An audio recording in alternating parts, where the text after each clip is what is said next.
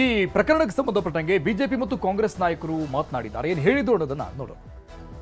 ರಾಹುಲ್ ಗಾಂಧಿ ಅವರ ಬಗ್ಗೆ ಟೀಕೆ ಮಾಡಲಿಕ್ಕೆ ಅವರಿಗೆ ಮಾಹಿತಿ ಡೆಲ್ಲಿಯಿಂದ ಬರುತ್ತೆ ಇಮಿಡಿಯೇಟ್ ಆಗಿ.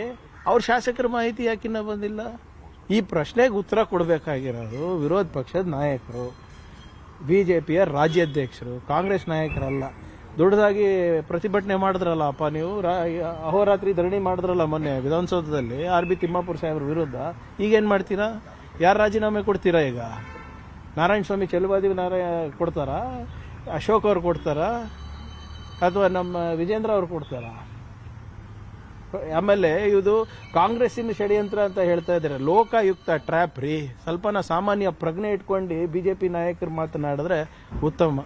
ಅಪರಾಧ ಮಾಡೋರು ಬಿಜೆಪಿಯವರು, ಅವರೇ ದೂರು ಕೊಡ್ತಾರೆ, ಅವರೇ ತನಿಖೆ ಮಾಡಿದಾಗ ಮಾಡಿ ತೀರ್ಪು ಅವರೇ ಕೊಡ್ತಾರೆ. ಅದು ಮೊದಲಿನಿಂದಲೂ ಅವ್ರ ಸಂಸ್ಕೃತಿ ಬೆಳೆದುಕೊಂಡು ಬಂದಂಥದ್ದು ಇದೆ. ಜನರ ಮುಂದೆ ಅದು ಬಂದಿದೆ. ಜನನೇ ಅವರಿಗೆ ತಕ್ಕ ಪಾಠ ಕಲಿಸ್ತಾರೆ. ಲೋಕಾಯುಕ್ತ ವರದಿ ಸತ್ಯಾಸತ್ಯತೆ ಏನಿದೆ ಅಂತ ಬರ್ತದೆ. ಮೇಲ್ನೋಟಕ್ಕೆ ಸಾಬೀತಾಗಿದೆ ಅಂತ ಹೇಳಿ ಕ್ರಮ ಆಗಿದೆ ಗೊತ್ತಾ. ಮತ್ತೆ ಅದಕ್ಕೆ ಇವರು ಜಸ್ಟಿಫೈ ಮಾಡ್ತಾರೆ, ಸಮರ್ಥನೆ ಮಾಡ್ಕೊಳ್ತಾರೆ ಅಂತ ಹೇಳಿದ್ರೆ ರಾಜಕೀಯದಲ್ಲಿ ಇರ್ಲಿಕ್ಕೆ ಲಾಯಕ್ಕಿಲ್ಲ ಅನ್ನುವಂಥ ಮಾತಾಡಲಿಕ್ಕೆ ಬಯಸ್ತಾರೆ. ಇವರು ಎಲ್ಲ ಪೂರ್ತಿ ಬಿಜೆಪಿ ಪಕ್ಷ. ಈಗ ಎಲೆಕ್ಟ್ರಲ್ ಬಾಂಡ್ಸ್ 13,000 ಕೋಟಿ ವಸೂಲಿ ಮಾಡಿದ್ರು. ಇವರು ಪಕ್ಷಕ್ಕೆ ದೇಣಿಗೆ ಆಗ್ತಾವ. ಈ ಸರ್ಕಾರ ಎಲ್ಲರನ್ನೂ ಟಾರ್ಗೆಟ್ ಮಾಡ್ತಾ ಇರೋದಂತೂ ನಿಜ, ವಿರೋಧ ಪಕ್ಷದವ್ರನ್ನ. ಯಾಕೆಂತಂದ್ರೆ ಅವ್ರ ವಿರುದ್ಧ ಮಾತಾಡಬಾರ್ದು.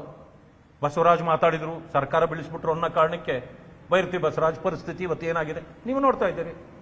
ಮುನಿರತ್ನಂ ಅವರ ಪರಿಸ್ಥಿತಿ ಏನಾಯ್ತು ನೀವು ನೋಡ್ತಾ ಇದ್ದೀರಿ. ನನ್ನಂತವ್ರ ಮೇಲೂ ನನ್ನನ್ನೇನು ಮಾಡೋಕ್ಕಾಗಲ್ಲ ಅಂತೇಳಿ ಆದರೂ ಕೂಡ ಒಂದು ಕೇಸ್ ಹಾಕಿ ನಾನು ಬೇಲಬಲ್ ಹಾಕಿದ್ರು. ಏನೂ ಅಫೆನ್ಸ್ ಇಲ್ಲ, ಏನೂ ಇಲ್ಲ. ನಾನಂತೂ ಏನೂ ಮಾಡೋದಿಲ್ಲ, ನಿಮ್ಗೆ ಸಿಗೋದು ಇಲ್ಲ. ಏನು ಪ್ರಯತ್ನ ಮಾಡಿ ಏನು ನನ್ನ ಹಿಂದ್ಗಡೆ PhD ನಡೀತಾ ಇದೆ. ಅದು ಏನು ಮಾಡಿದ್ರು ಪಾಪ ಅವ್ರು PhDಯಲ್ಲಿ ಪಾಸ್ ಆಗಲ್ಲ. ಅದೆಲ್ಲ ಇದ್ದಿದ್ದೆ.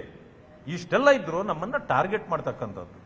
ಅಶೋಕ್ ಅವ್ರನ್ನು ಟಾರ್ಗೆಟ್, ನಮ್ಮ ಅಧ್ಯಕ್ಷರು ವಿಜೇಂದ್ರ ಅವ್ರನ್ನು ಟಾರ್ಗೆಟ್, ಎಲ್ಲರನ್ನೂ ಮಾಡ್ತಿದ್ದಾರೆ, MLAಗಳನ್ನು ಮಾಡ್ತಾರೆ.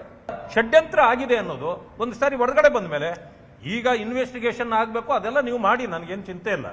ಆದರೆ ಇದು ಷಡ್ಯಂತ್ರದ ಒಂದು ಭಾಗವೇ ಅವರ ಮೇಲೆ ಆಗಿರ್ತಕ್ಕಂಥ ಈ ಕ್ರಮ.